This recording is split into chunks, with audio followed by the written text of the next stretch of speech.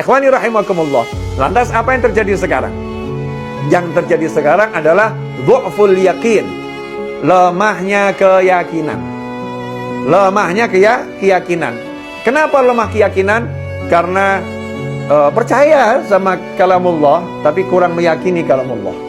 Percaya dengan ucapan Nabi Muhammad SAW tapi kurang meyakini ucapan Nabi Muhammad SAW.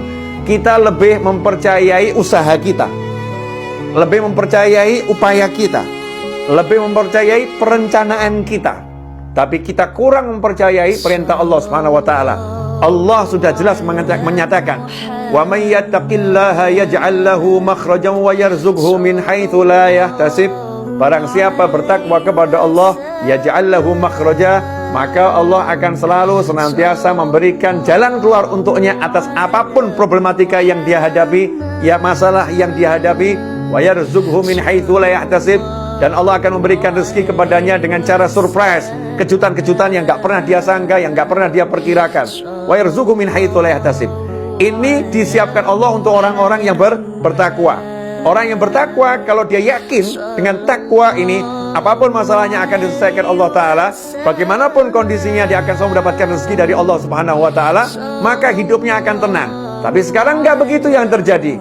Manusia bukan mengandalkan yakinnya kepada Allah Ta'ala, bukan mengandalkan takwanya kepada Allah Ta'ala, tapi mengandalkan perencanaan, mengandalkan kemampuan, usaha dan usaha. Maka ketika usahanya itu gagal, usahanya itu mengalami suatu tembok yang menghalangi dia untuk melanjutkan. Ketika perencanaannya itu yang terjadi ternyata jauh dari apa yang dia rencanakan, saat itu dia pun menjadi lemah, lunglai dan berputus asa. Dia pun kemudian menyerah menghadapi kehidupan. Naudzubillah min dzalik. Beda dengan orang udah yakin sama Allah Ta'ala, maka begitu dia berusaha semaksimal mungkin, melakukan perencanaan sebaik mungkin, seperti ibunya Nabi Ismail alaihissalam, berusaha semaksimal mungkin, melakukan perencanaan sebaik mungkin, cari tempat yang tinggi, ya cari tempat yang tinggi, kemudian bergerak cepat ke tempat tinggi yang lain.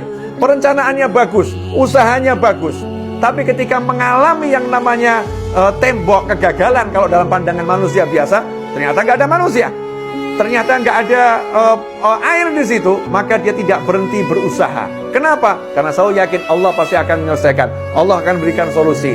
Dia kaitkan hatinya, pikirannya pada Allah Subhanahu wa taala, maka yang terjadi subhanallah luar biasa, seperti yang udah saya ceritakan di depan tadi. Nah, kalau orang yang bertakwa yang